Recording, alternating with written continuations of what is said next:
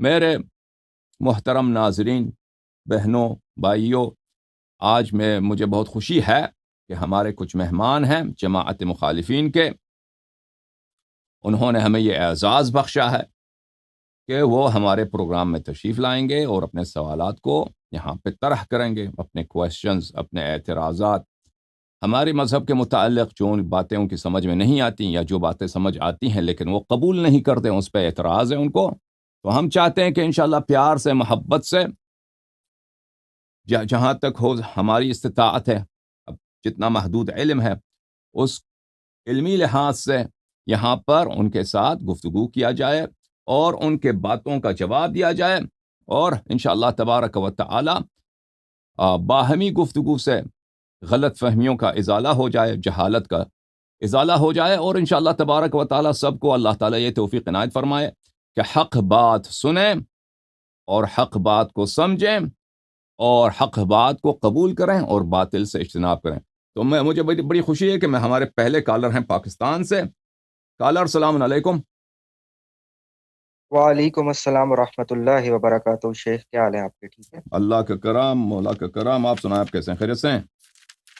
الحمدللہ، اللہ کا شکر ہے. شیخ، میں کوئی جس طرح سے ہوتے ہیں نا، ایک نارمل سٹریم والے لوگ کویسچنس کرتے ہیں اور ایک کوئی وہ الزامی قسم کی باتیں یا اس طرح کی، پھر لمبی بحث چلی جاتی ہے.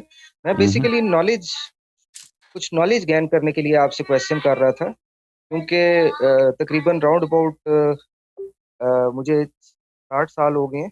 ہلو؟ جی جناب، سن رہے ہیں. ہاں ہاں، مجھے دین کا مطالعہ کرتے اور مختلف میں فرق وغیرہ کو بھی پڑھتا رہتا ہوں. تو ایک جو ایک بات ہے کہ اہل تشیع جو مکتبہ فکر ہے، میں مکتبہ فکر ہی کہوں گا یا مسلک کہوں گا، تو ان کی جو کتب ہے نا، ان کی اویلیبلٹی بہت کم ہوتی ہے، اور اگر ہوتی بھی ہے تو وہ اس کے بارے میں کوئی اتنا بیک گراؤنڈ کا پتہ نہیں ہوتا کہ کس کو جو ہے وہ پریفر کیا جائے، کون سا جو ہے وہ زیادہ قابل اعتبار ہے اور کون سا نہیں ہے. تو سب سے پہلا اس حوالے سے میں آپ سے یہ کویسچن کروں گا کہ جو اعتقادات کے حوالے سے ہیں یا اصول، جن کو آپ بیسیکلی جس طرح سے اہل سنت ہیں جو مکتبہ فکر، ان میں ہوتے ہیں اصول و اعتقاد السنہ کی کتابیں ہیں اس طرح کی. تو جو اہل تشیع، چونکہ مجھے یہ معلوم ہے کہ آپ اثنا عشری ہیں، تو میں اسی حوالے سے کویسچن کرتا ہوں کہ کوئی 3 4 5 ایسی اچھی کتب بتائیں. یہ کیونکہ دوسرے سننے والے بھی ہیں، تو وہ بھی جب ان کو پڑھیں گے تو بہت ساری چیزیں ان پہ کھلیں گی. جی ہاں. تو ہاں، تو یہ کائنڈلی جی سوال سمجھ گیا. میں آپ کا بہت شکریہ ادا کرتا ہوں اور میں آپ کے سوال کا جواب دیتا ہوں. دیکھیں، آپ ایسے ملک میں رہتے ہیں جہاں شیعوں کی اقلیت ہے، اور وہاں کے، اب مجھے نہیں معلوم پاکستان میں شیعہ کتب کتنے چھپتے ہیں اور کتنی اویلیبلٹی ہے، اور اگر آپ کو نہیں ملتے شیعہ کتب تو یہ ہمارے علماء کے کم کاری اور ان کے سہلنگاری اور ان کے لیزینس، جس کو اردو انگلش میں کہتے ہیں، اس کی وجہ یہی ہے. وَإِلَّا ہمارے کتب عربی زبان میں پہلے سے، یعنی اہل بیت علیہ السلام کے زمانے سے کتاب عقائد پر بہت ہیں. اگر آپ مثلا لبنان میں ہوتے یا عراق میں ہوتے تو کتابیں الا ماشاء اللہ، یا ایران میں ہوتے آپ کو مل جاتی. بہرحال آپ مجھ سے پوچھتے ہیں کہ میں آپ کو ریکمینڈ کروں کتاب پڑھنے کی، تو میں 2 کتابوں کو ریکمینڈ کرتا ہوں عقائد میں. ان 2 کتابوں کو آپ پڑھ لیجئے انشاءاللہ تبارک و تعالی. آپ عقائد میں آپ بہت مواد مل جائے گا آپ کو. ایک کتاب ہے حدیقۃ الشیعہ، جس کے مؤلف ہیں مقدس اردبیلی. حدیقۃ الشیعہ یہ عقائد پر ہے. مقدس اردبیلی کا بہترین کتاب ہے، بہترین انداز میں انہوں نے عقائد پر بحث کیا. دوسری جو کتاب ہے وہ ہے حق الیقین، علامہ مجلسی کی. حق الیقین علامہ مجلسی کی. یہ 2 کتابیں ایک عام مسلمان کے لیے اور ایک عالم کے لیے بھی نہایت ہی مفید، اور اس میں حجج بہت کافی بری ہیں. بہت ساری حجج ہیں، توحید سے لے کر امامت تک، میعاد تک، شیعہ عقائد بغیر تقیہ کے اچھی طرح سے وہاں پہ بیان کی گئی ہیں. اس کے علاوہ بہت سارے اور کتب ہیں، مثلا جو عربی زبان میں ہیں، جو میں آپ کو ریکمنڈ نہیں کر سکتا. علامہ حلی کی بہت سارے کتابیں ہیں عقائد پر، سب کے سب اچھے ہیں، سب بہترین ہیں. علامہ مجلسی کی مختلف کتب. جی جناب، اگر عربی میں بھی 2 یا 3 کتب ریکمینڈ کرتے ہیں، الحمدللہ عربی پڑھ لیتا ہوں. اچھا، عربی اگر پڑھ لیتے ہیں علامہ حلی رحمہ اللہ کا کتاب ہے، اس کا نام ہے شرح التجرید، شرح تجرید الاعتقاد یا شرح التجرید کے نام سے بہترین کتاب ہے، وہ اس کتاب کا ملاحظہ فرما لیجئے۔ اور ان کے اس کے علاوہ عقائد میں اگر آپ کتاب پڑھنا چاہتے ہیں، بحار الانوار سے، یعنی اگر کوئی شخص شیعہ عقیدہ کو جاننا چاہتا ہے تفصیل کے ساتھ، بحار الانوار سے بہترین کتاب میں ریکمینڈ نہیں کر سکتا۔ بحار الانوار کے مجلسی سے۔ مختلف، اب ہاں، توحید سے لے کر اور میعاد اور تاریخ انبیاء، سیرہ نبی صلی اللہ علیہ وآلہ وسلم، اس کے بعد امامت، اور اس کے بعد متاعین الی ما شاء اللہ، اور احوال قیامت اور احوال ملائکہ، سب بہت تفصیل، اس میں تفصیل بہت زیادہ ہے، لیکن اس سے بہتر کتاب کہیں نہیں ہے۔ ٹھیک، کتابیں بہت ہیں، یہ کتابیں آپ ان میں رجوع کیجئے انشاءاللہ تبارک و تعالی، ان میں آپ کو بہت مواد مل جائے گا۔ اچھا شیخ، اسی حوالے سے میں بالکل شارٹ ہی رکھوں گا جی تاکہ دوسرے لوگوں کو ٹائم ملے اور جو ہے زیادہ بہتر یوز ہو۔ ہوں چونکہ آپ نے بہار الانوار کا نام بھی لیا، میرا اگلا کویشچن بھی کچھ اسی طرح ہی ریلیٹڈ تھا کہ چونکہ ہوں میرا بیسک جو انٹرسٹ ہے وہ رجال اور جرح و تعدیل ہے، ہوں بیسک جس کو کہتے ہیں، اس پہ میں زیادہ فوکس کرتا ہوں۔ ہوں تو میں اس حوالے سے بھی جو دو تین، ایک تو بیسک کتب ریکمینڈ کر دیں، اور دوسرے ساتھ کچھ مختصراً یہ بتا دیں، یعنی کہ ایک بالکل جس کو نووس کہتے ہیں، لے ہوں مین، کہ یعنی کوئی 2-4 منٹ میں کہ آپ کے جو اہل تشیع و مکتبہ فکر ہے، اس میں حدیث کا معیار اور راوی کا معیار وہ کیسے یعنی کہ رکھا جاتا ہے۔ تو اس میں ایک اور بھی میں یہ ذیلی کویشچن کروں گا، جو بہار الانوار کا آپ نے نام لیا، اس میں ریسنٹلی میں نے بھی ایک تحقیق جو ہے وہ دیکھی تھی، مجھے ایک بھائی نے ریکمینڈ کی تھی کہ بہار الانوار میں تو مطلب تھاؤزنڈز آف ٹریڈیشنز ہیں، تو اس میں سے کوئی 700-800 آئی تھنک سو انہوں نے یہ بتایا تھا کہ بہت کم جو ہے وہ صحیح کے درجے پہ جاتی ہیں۔ تو کائنڈلی اس پہ بھی، مطلب وہ پہلے جو میں نے کویشچن پوچھا اس کے ساتھ اس پہ بھی کمنٹ کر دیجیے گا تاکہ ٹائم زیادہ نہ لگے۔ دیکھیں، ہمارے جو کتب ہیں، حقیقت یہ ہے کہ شیعہ مذہب میں علم رجال نہیں ہے، حقیقت دیکھا جائے شیعہ مذہب میں علم رجال نہیں ہے، جیسے مخالفین کے ساتھ کے پاس ہے کہ راویوں کی جرح کرتے ہیں، تعدیل کرتے ہیں، ان کے احوال بتاتے ہیں، ان کے ضبط بتاتے ہیں، وغیرہ وغیرہ وغیرہ۔ ہمارے پاس جو علم ہے، میں آپ کو کتابیں دکھاتا ہوں، وہ مصنفین کی کتابیں ہیں، مصنفین کی معرفت کے کتابیں، میں ابھی آپ کو دکھاتا ہوں۔ کتاب وہ کون سا ڈاٹ ہے؟ کون سا دن ڈاٹ ہے؟ اچھا، میں آپ کو یہ کتاب دکھاتا ہوں، ایک منٹ۔ ہاں جی جی نا، مجھے اس میں بہت مثلا یہ کتاب ہے فہرست شیخ طوسی رحمہ اللہ کی، فہرست سے۔ میں بھی دکھاتا ہوں آپ کو، یہ پیج آ جائے۔ یہ جی یہ میرے پاس جی، اویلیبل ہے، ایک منٹ، آپ اویلیبل ہے۔ مجھے میری بات سنیں۔ یہ کتاب الفہرست جی جی شیخ طوسی، یہ کتاب کیا فہرست ہے؟ فہرست کتب الشیعہ و اصول ہے، عنوان ملاحظہ کیجئے۔ یہ بالکل۔ کتاب ہے شیعوں کے جو احادیث کی کتابیں ہیں، اور ان کے احادیث کے جو اصول ہیں، اصول پتہ ہے نا آپ کو، حدیث کی کتاب کو کہنا جی ہے، وہ اسماء المصنفین و اصحاب الاصول، اور مصنفین کون ہیں، اصول کو لکھنے والے کون ہیں۔ جی ہمارے پاس جو علم ہے معرفت مصنفین ہے، کیونکہ ائمہ طاہرین علیہ السلام کے زمانے میں، بلکہ امیر المؤمنین علیہ السلام نے رسول اللہ صلی اللہ علیہ وآلہ وسلم کے زمانے میں حدیث لکھنا شروع کیا تھا، تو ان کے بعد امیر المؤمنین علیہ السلام کے اصحاب، ابو رافع، سلیم ابن قیس وغیرہ وغیرہ، اس زمانے سے لا تعداد لوگ کتابیں لکھنے شروع کیے، اور انہوں نے احادیث لکھنے شروع کیے۔ تو ہمارے پاس اس لحاظ سے کہ دیکھا جائے کہ روات کی معرفت کیا ہے، کہ ان کا حفظ کیسا ہے، ان کی عدالت کیا ہے، اس لحاظ سے ہمارے پاس ریکارڈ نہیں ہے۔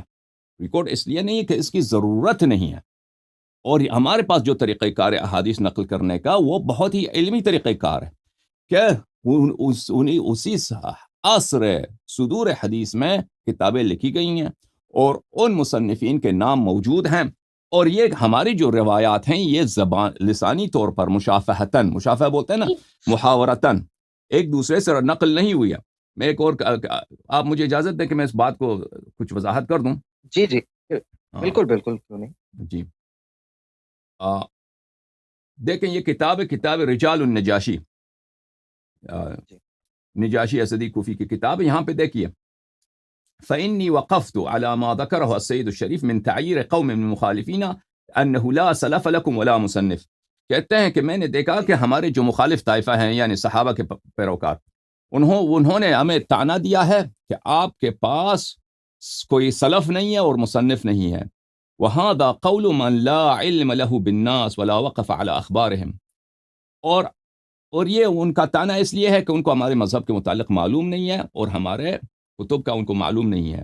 اچھا اس کے بعد کہا وقد جمعت من ذلك ما استطعته ولم أبلغ غايته لعدم أكثر الكتب وإنما ذكرت عذرا إلى من وقع عليه كتابا لم أذكره وقد جعلت للأسماء أبوابا على الحروف ليهون على الملتمس لاسم مخصوص منها. اور جی انا اذکر المتقدمین من تصنیف من سلفنا الصالح. تو وہ کہتے ہیں کہ میں اسی لیے کہ دوسروں نے کہا کہ آپ کے پاس مصنف نہیں ہے کتاب نہیں ہے تو میں نے ان کتابوں کے مصنفین کا نام شروع کیا جمع کرنا شروع کیا ہے. اس کتاب میں ایک فہرست بناتا ہوں کہ ہمارے پاس کون کون سے مصنف ہے اور کون کون سی کتابیں ہیں ان کا نام کون سے. ٹھیک ہے تو یہ ایک طرف سے یہ آپ یاد رکھ لیجئے کہ ہماری کتابیں جو ہیں عصر ائمہ علیہم الصلاۃ والسلام میں یعنی عصر صدور حدیث میں اس زمانے میں یہ کتابیں لکھی گئیں ایک طرف سے.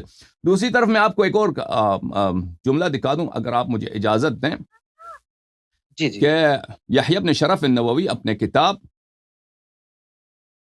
تو آمدہ یہ صحیح مسلم ہے یحییٰ بن شرف النووی کی جزء 1 چھاپ دار الفکر. یہاں پر ملاحظہ فرمائیے صفحہ نمبر 24 میں صفحہ نمبر 24 ہے فصل قال الشیخ الامام ابو عمرو بن صلاح. ابو عمرو بن صلاح کہتے ہیں اعلم ان الرواية بالاسانید المتصلة ليس المقصود منها في عصرنا وكثير من الاعصار قبله اثبات ما يروي اذ لا يخلو اسناد منها اسناد اثبات ما يروى. کہتے ہیں کہ ہمارے عصر میں ابو صلاح 7ویں صدی میں سن 600 کچھ میں اس کی وفات ہے. ابو صلاح کہتے ہیں کہ ہمارے عصر میں اور ہم سے پہلے بہت سارے آثار میں بہت سارے زمانوں میں سند کے ذکر کرنے کا یہ فائدہ نہیں ہے کہ ہم سند ذکر کرنے سے وہ حدیث کو ثابت کرتے ہیں کہ یہ حدیث صحیح ہے غلط ہے. کیوں اس طرح نہیں ہے؟ کہتے ہیں لا يخلو اسناد منها عن شيخ لا يدري ما يرويه ولا يثبت في كتابه ضبطا يصلح. کہتے ہیں کہ کیونکہ ہمارے پاس مثلا ابن صلاح 7ویں صدی میں وہ اپنے شیخ سے روایت کرتا ہے شیخ کسی اور سے روایت کرتا ہے وہ کسی اور سے روایت کرتا ہے جب تک وہ صحیح مسلم تک اس کے اجازے کا سند پہنچتا ہے. وہ خلاصہ ان کا کلام یہ ہے کہ ہمارے مشائخ میں بہت سارے ایسے لوگ ہیں جن سے شیوخ جو مشائخ اجازہ ہیں کہ وہ ان کو پتہ بھی نہیں ہوتا کہ وہ کس چیز کی روایت کرتے ہیں. ان کے پاس اتنا علم نہیں ہے. اس کے پاس صرف ایک اجازت ہے. اس کے پاس اجازت ہے کسی نے اس کو اجازت دیا ہے ہمارے مشائخ نے اس سے اجازت لیا ہے. ٹھیک ہے نا. تو یہ اس کو نقل کرنے کا کیا فائدہ ہے؟ اس کا نقل کرنے کا فائدہ صرف یہ ہے بل وانما المقصود بها ابقاء سلسله الاسناد التي خصت بها هذه الامه. ہم سلسلہ سند اس لیے ذکر کرتے ہیں صرف اس لیے کہ یہ ایک تیمناً ایک ٹریڈیشن ہے ایک روایت ہے ایک رسم ہے محدثین میں کہ سلسلہ سند کو ذکر کیا جائے تاکہ یہ سلسلہ سند مثلا ابو صلاح سے متصل ہو مسلم تک یا بخاری تک پھر بخاری سے مسلم سے لے کر رسول اللہ صلی اللہ علیہ وسلم تک. وَإِلَّا اس سلسلہ سند کا کوئی فائدہ نہیں. یہ تو بہت سارے علماء نے اپنے کتب میں اس کا ذکر کیا ہے کہ تدوین حدیث کے بعد سلسلہ سند کا کوئی فائدہ نہیں ہے. یعنی اس فائدہ صرف یہی ہے کہ آپ ایک ٹریڈیشن ایک رسم ایک رواج کو زندہ رکھ رہے ہیں. وَإِلَّا اس کا کوئی فائدہ نہیں. اب جب ہمارے کتب دیکھیں ہماری کتب جو ائمہ علیہ السلام کے زمانے میں لکھی گئی ہیں اور یہ اصول اور یہ کتب شیعوں میں مشہور معروف اجماعی تھے تو ان تک مثلا اب شیخ توسی ہیں یا مثلا شیخ کلینی رحمہ اللہ ہیں یا صدوق ہیں ان کا صاحب اصول کے درمیان جتنے فاصلے ہیں 2 ہیں یا 3 ہیں یا 4 ہیں ان میں اگر کوئی مجہول بھی ہو تو کوئی ضرر نہیں ہے. اگر ان میں کوئی ایسا شخص ہو کہ اس کی تعدیل نہیں ہوئی یا توثیق پہ کسی نے شہادت نہیں دی کوئی ضرر نہیں ہے کیونکہ یہ صرف مشائخ اجازات ہیں. یہ صرف یہ ایسے لوگ ہیں کہ سلسلہ سند کو انہوں نے متصل رکھنے کے لیے جو ایک اس زمانے میں ایک ٹریڈیشن تھا اب بھی ایک ٹریڈیشن ہے محدثین کے ہاں لیکن اس کو زیادہ اہمیت نہیں دیتے اس کو زندہ رکھنے کے لیے سند ذکر کرتے ہیں. اسی لیے ہے کہ ہمارے علماء نے اس کی ضرورت نہیں سمجھی محدثین نے کہ جس طرح مخالفین کے پاس علم رجال ہے کہ جرح کرتے ہیں روات کے کہ یہ راوی اس کا سماع ہے یا سماع نہیں ہے، اس راوی کا مثلا ضبط، اس کا حافظہ اچھا ہے یا اچھا نہیں ہے، یہ راوی مختلط ہے یا مختلط نہیں ہے، یہ راوی تدلیس کرتا ہے یا تدلیس نہیں کرتا. ہمارے پاس ان چیزوں کی ضرورت ہی کبھی نہیں پڑی، کبھی ضرورت، کیونکہ ہمارے پاس جو روایات ہیں وہ کتب سے مروی ہیں. کلینی کے پاس سب اصحاب ائمہ علیہ السلام کی کتابیں موجود تھیں، ان سے نقل کرتا ہے. اگر وہ سند ذکر کرتا ہے تو اس کو سند کی ضرورت نہیں ہے. تو لہٰذا یہ ابھی آپ نے کہا کہ بحار الانوار میں کچھ احادیث فقط صحیح ہیں. وہ کس لیے آپ یہ کہتے ہیں؟ کیونکہ ہمارے جو متاخر علماء ہیں ان کو ہمارے احادیث کا نہیں پتہ. شیعہ مذہب میں علماء حدیث نہیں پڑھتے، احادیث کی وہ تحقیق نہیں کرتے، احادیث نہیں پڑھائی جاتی جس طرح مخالفین کے مدارس میں پڑھائی جاتی ہیں. ہمارے علماء حدیث نہ تنہا حدیث کو وہ نہیں جانتے بلکہ وہ احادیث کے دشمن ہیں. ان کے ہاں ہمارے حوزات میں آپ چلے جائیں، مدارس میں چلے جائیں، مراجع کے کتب کو آپ پڑھیے، جو ایک شخص محدث ہوتا ہے اس کو وہ بیوقوف سمجھتے ہیں، جاہل سمجھتے ہیں. لذا ان کے ہاں عجیب سا ایک دشمنی ہے حدیث کے ساتھ. اور ان کے پاس جو اصول حدیث ہیں ہمارے علماء کے پاس، مثلا آغا خوئی ہیں، ان کے شاگرد ہیں، یہ سب مخالفین سے مستورد ہیں، مخالفین سے ماخوذ ہیں، جماعت عمریہ سے ماخوذ ہیں. لذا یہ وہی اصول جس اصول پہ مخالفین اپنے احادیث کی وہ تصحیح کرتے ہیں یا تسقیم کرتے ہیں، اسی انداز سے کرتے ہیں. حالانکہ اور ان کا مشکل یہ ہے، پھر یہ اس مشکل میں پڑ جاتے ہیں کہ آتے ہیں شیعہ احادیث کے سامنے. شیعہ احادیث میں ہمارے روات میں بہت کم ایسے راوی ہیں جن کی تعدیل کی گئی ہے، بہت کم راوی ہیں جن لوگوں نے شہادت دی ہے، علماء نے شہادت دی کہ عادل ہے. اکثر روات کا ذکر ہوتا ہے، نہ اس کی عدالت کا یا غیر عدالت کا ذکر ہوتا ہے، کوئی ذکر نہیں، کیونکہ وہ یہ کوئی ایشو طے نہیں کہ راوی عادل ہے یا نہیں ہے. اور کیونکہ یہ لوگ ان کے کتب معروف مشہور تھے اور سب جانتے تھے کہ کون سے کتاب ثقہ ہیں، کن کتابوں سے ہم نے حدیث لینے ہیں، اور وہ کتابیں عصر ائمہ علیہم الصلوۃ سے لکھی گئی تھے. جو صاحب اجازات تھے وہ ان کی کوئی اہمیت نہیں تھی. تو اس لیے اس اصول کو جب اپلائی کرتے ہیں تو ابھی ہمارے زمانے میں تو جی ہاں بہت سارے احادیث جو ہیں ان سے اس فلٹر سے وہ باہر نہیں نکلتے، اس فلٹر میں وہ ضعیف بن جاتے ہیں، لیکن وہ حقیقت میں ضعیف نہیں ہے، حقیقت میں وہ معتبر ہیں، وہ صحیح ہیں. یعنی وہ اس لیے کہ وہ ائمہ علیہم السلام سے واقعاً مروی ہیں، وہ ائمہ علیہم السلام کے اقوال ہیں. جب یہ آپ کو پتہ چل گیا میرے عزیزوں، تو آپ کا سوال تھا کہ ہمارے پاس حدیث کے صحیح ہونے کا معیار کیا ہے. ہمارے پاس حدیث کے صحیح ہونے کا معیار یہ ہے کہ حدیث اگر ان اصول میں سے مروی ہے، اصول کس کو بولتے ہیں؟ کتاب حدیث کو. ان کتب حدیث سے مروی ہے جو عصر ائمہ علیہم السلام میں لکھی گئی ہے، تو یہ احادیث صحیح ہیں، یہ احادیث صحیح ہیں. اگر اس میں سے مروی نہیں ہے تو پھر وہ غیر معتبر ہیں. پھر دیکھا جائے گا کہ اگر وہ ایسا شاہد، ایسا دلیل جو اصول معتمد علیہ میں ایسا شاہد مل جائے اس حدیث کی صحت پر، تو کہہ دیں گے کہ یہ صحیح ہے وإلا صحیح نہیں ہے. اور حکم کریں جناب. اچھا، اس میں آپ نے یہ بات کی کہ جو ائمہ کے دور میں لکھی گئی ہے جن کو آپ نے اصول کا نام دیا، تو کیا یہ جو بیسیکلی جو 4 کتب مین ذکر کی جاتی ہیں، جیسے کافی ہے، من لا یزر اللہ فقی ہے، الاستبصار ہے، یہ کتب بھی اصول میں ہی یہ اصول سے لکھی گئی ہیں، یہ اصول سے لکھی گئی ہیں. کیا جی ہاں، کتاب جو کلینی صاحب کی کتابیں، صدوق صاحب کی سب کتابیں ہیں، مفید کی کتابیں ہیں، شیخ توسی کی کتابیں ہیں، اکثر و بیشتر یہ کتب اربعہ تو سب اصول میں سے ہیں، یہ اصول سے لکھی گئی ہیں. لیکن ان میں سے بعض ان میں روایات ہیں جو پھر وہ پتہ چل جاتا ہے کہ اصول میں سے نہیں ہے، پتہ چل جاتا ہے کہ مخالفین سے انہوں نے نقل کیا، کیونکہ وہ واضح ہوتا ہے.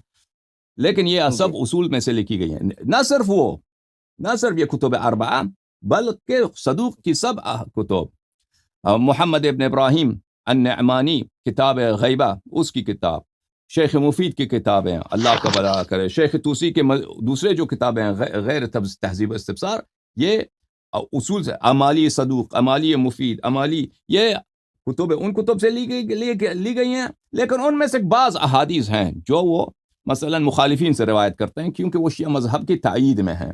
جی حکم. اچھا، آپ نے یہ بات کی کہ اس طرح مطلب ایک دو راوی یا تین راویوں کا فرق، یعنی کہ یہ جو صاحب اصول ہیں، جو لوگ، میں جی صاحب اصول کہوں گا جنہوں نے یہ ہوں کتابیں لکھی، تو جو بیچ میں ایک راوی آ جاتا ہے، دو راوی آ جاتے ہیں، تین ہوں راوی آ جاتے ہیں، تو وہ ان کی اسناد کو دیکھنے کی ضرورت نہیں ہے، مطلب جی آپ نے بالکل یہ بات کی۔ اب ہوں میں کچھ تھوڑی سی یہ مثال دوں گا، چونکہ میں مطلب اسٹریٹ فارورڈ آپ کو بتا دوں کہ شیعہ جو روایت کے اصول ہیں، میں ان سے زیادہ میرا مطالعہ نہیں ہے، چونکہ میں ہوں اہل سنت کے اصول کو میں نے ڈیپلی پڑھا ہوا ہے، تو ایک جی وہ بیچ میں آپ یوں سمجھ لیں کہ ایک پروٹوٹائپ بیٹھ جاتی ہے۔ تو جیسے مثال کے طور پہ یہ نجاشی ہیں، یہ ایک راوی ہوں کے بارے میں لکھتے ہیں، جہم بن حکیم ہے کہ کوفی سکہ قلیل الحدیث لاہو کتاب ذکر ابن بطہ و خلط اسناد ہو۔ اب دیکھیں یہ اسناد جو ہے یہ خلط ہو گئی، ٹھیک ہے، یہ ایک مثال ہوگی، اور دوسری مثال یہ اسناد ہے اس کی مخلوط ہو اسی گئی کے نا، آگے نہیں، ایک سند کائنڈلی مخلوط اگر ہو آپ گئی جی میری بات کائنڈلی اگر جی میں جی جی بات جی جی کمپلیٹ کر لوں، کہ اسی کے ساتھ مطلب چونکہ میں نے ایک پیج ہی کھولا ہوا ہے اور اس سے میں ذکر کر رہا ہوں، تو ایک اور راوی ہے جارود بن المنذر، یہ اس کے بارے میں لکھتے ہیں کہ یہ روی ابی عبداللہ سکا ذکر ابو العباس فی رجال ہی لاہو کتاب تختلف روات عنہ، یعنی کہ اس کے روات میں اختلاف آ جاتا ہے، یعنی کہ اس کی کتاب ہے اور اس کے روات میں اختلاف آ جاتا ہے۔ اور اسی طرح ایک اور راوی ہے جعفر بن محمد السنجاری، لم یسمع منہ حمید اللہ حدیث واحد۔ اب فار ایگزامپل میں چونکہ آگے بات تھوڑی تو اور بھی آپ کرنا ایک چاہ رہا ایک کہ بتائیں نا، صفحہ نمبر بھی آپ کو، بتائیں، رجال نجاشی میں کون سا صفحہ؟ ایک تو آپ نے ہاں جہم ابن حکیم کا بتایا، وہ صفحہ نمبر 130 میں ہے، باقی کون سا ہے؟ ہاں ہاں، یہ جعفر بن محمد السنجاری ہے، یہ صفحہ نمبر 124 ہے۔ یہ جارود ابن کوئی المنذر میں بھی اسی صفحے میں ہے، اسی 130 میں ہے، اچھا ہاں ہاں جارود بھی ادھر ہاں ہاں اس کے بعد کون ہے؟ ہاں، تو جعفر بن محمد السنجاری ہے، یہ صفحہ نمبر جعفر ابن 124، ابن محمد محمد ابن السنجاری، محمد صفحہ نمبر سنجاری 124 ہے یہ۔ 124 میں، ٹھیک۔ اس میں کیا لکھا ہاں ہے؟ اس جی، میں اشکال مشکل کیا ہے اس میں سنجاری صاحب کے ہاں متعلق؟ ہاں، اب یہ بیسیکلی یہ میں کوئی یہ نہیں بتا رہا کہ ان کی روایات سے مجھے کوئی ایشو ہے یا اس طرح، میں فار ایگزامپل ایک مثال کے طور پہ ذکر کر رہا ہوں ان کا، کہ جس طرح یہاں پہ یہ معاملات آ جاتے ہیں کہ سنجاری کے بارے میں کہا کہ اس نے حمید سے ایک حدیث کے علاوہ کوئی نہیں سنی، یا اس طرح کے معاملات ہیں کہ جہاں پہ روات کے بارے میں اختلاف ہو جاتا ہے یا راوی جو ہے وہ مختلط ہو جاتا ہے، جیسے اسی کے آگے ہے جعفر بن یحییٰ بن العلا ہے، وکتابہ اچھا یختلف اب فی اجازت دیں، الصحابۃ۔ اب اجازت دیں، آپ نے ہاں تین کا ذکر کیا نا، ہاں، میں اس کا اب جواب دوں، پھر آپ مزید سوال ہاں کریں، ہاں ہاں مزید جو ہیں بالکل، ان کا پوچھ لیجئے، ٹھیک ہے نا، میں ان کا جواب دے دوں پہلے۔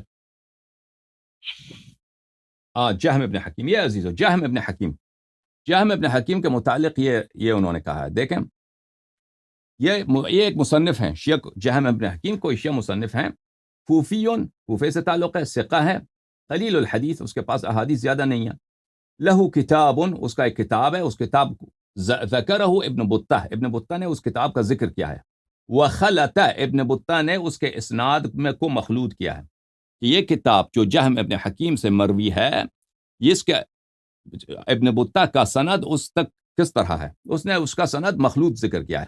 ایک دفعہ اس نے کہا ہے کہ حدثنا احمد ابن محمد ابن البرقی عنہ، ایک دفعہ اس نے کہا حدثنا احمد ابن محمد عن ابیہ عنہ، تو ابن بطہ نے دو طرح سے اپنا سند ذکر کیا ہے، ابن بطہ نے اپنا سند دو طرح سے ذکر کیا۔ ایک دفعہ کہا کہ میرے استاد احمد ابن محمد ابن خالد برقی نے یہ کتاب روایت کی ہے، یعنی مجھے اجازت دیا اس کتاب کی۔ دوسرے مقام پہ اس نے کہا ہے کہ میرے استاد احمد ابن محمد ابن خالد برقی نے اپنے والد سے اجازت ہے اس کو، اور اس کے والد کو جہم ابن حکیم سے اجازت ہے۔ یہ یہاں پہ لکھا گیا ہے، یہ کوئی عجیب بات نہیں ہے کہ مثلا ابن بطہ نے، یا ابن بطہ سے غلطی ہو گئی ہے، یا ابن بطہ کے پاس حقیقتاً دو اجازے ہیں، یعنی ایک اجازہ وہ احمد ابن محمد ابن خالد برقی نے خود جہم ابن حکیم سے لیا ہے، اور ایک اجازہ اپنے والد سے لیا ہے، والد نے جہم ابن حکیم سے لیا ہے، صحیح ہے، اس میں کوئی اشکال نہیں ہے بھائی، یہ کوئی عجیب بات نہیں ہے، سمجھ گئے نا بھائی؟ اچھا، شاید آپ کا فون آپ کی آواز نہیں آ رہی۔ اچھا، اس کے بعد آپ نے اب آ رہی ہے؟ ہاں آ رہی جارود ابن منذر کا ہے، ابو المنذر الکندی النخاس الکوفی، یہ نخاس تھے، کوفے میں یہ کاروبار کرتے تھے کاپر کا، روى عن ابی عبداللہ علیہ السلام، یا حضرت امام صادق علیہ السلام کے صحابی ہیں، ثقہ ہیں. ذکرہ ابو العباس، ابو العباس نے اپنے کتاب میں رجال میں اس کا ذکر کیا ہے. لہو کتاب، اس کے پاس ایک، یہ خود مصنف ہیں، ابو المنذر مصنف ہیں. تختلف الروات عنہ، اس کے مختلف روات ہیں. تختلف الروات عنہ، اس کے مختلف راوی ہیں، اس کتاب کے مختلف راوی ہیں. اچھا، اخبرنا، اس کا اپنا جو اجازہ ہے وہ یہ ہے، حسین ابن عبید اللہ، اس نے کہا ہے کہ اس کا استاد کون ہے؟ احمد ابن جعفر، عن حمید، اس نے حمید سے، اور اس نے حسن ابن سماعہ سے، اور اس نے علی ابن الحسن ابن رباط سے، اور اس نے جارود ابن المنذر سے. یعنی اس کو اجازت ہے اس کتاب کو نقل کرنے کی. ٹھیک ہے نا؟ یہ کتاب راوی کا ذکر کرتا ہے کہ اس میں مختلف راوی ہیں، لیکن وہ صرف اس کتاب کے مختلف طرق کا ذکر نہیں کرتا، صرف ایک طریق ذکر کرتا ہے. اور وہ اس کو جو اپنا اجازہ ہے، اس کو جو مصنف ہے نجاشی کو کس نے اجازت دیا ہے؟ اس کا اپنا شیخ حسین ابن عبید اللہ نے اجازت دیا. ٹھیک ہے نا؟ اس کے پاس اس سے اجازت ہے. ختم بات. اس میں کیا اشکال کیا ہے؟ کوئی اشکال نہیں ہے اس میں. اور پھر آپ نے اس کے بعد کیا کہا؟ وہ سنجری صاحب کا، ٹھیک ہے، جعفر ابن محمد السنجاری. صحیح ہے، جعفر ابن محمد السنجاری کے پاس چلتے ہیں.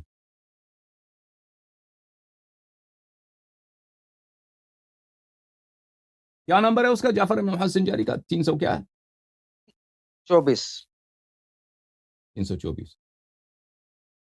آئیے صفحہ نمبر 125 میں جعفر ابن محمد السنجاری، یہ کوئی مصنف ہیں شیعوں کا. جعفر ابن محمد السنجاری، لم يسمع منه حمید الا حدیثا واحدا. حمید نے صرف اس سے ایک حدیث روایت کیا. اسی حدیث کو اس کے پاس ہے، نجاشی کے پاس وہ حدیث ہے کہ وہ کون سی حدیث ہے.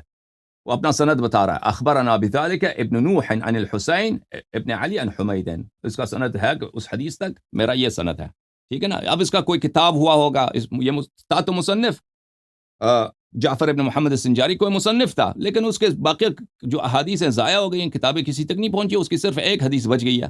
وہ اس مصنف کے پاس، نجاشی کے پاس وہ حدیث تھا. اس میں اشکال کیا ہے؟ اس میں کوئی ایسی مشکل بات نہیں ہے. اور حکم کرو جناب.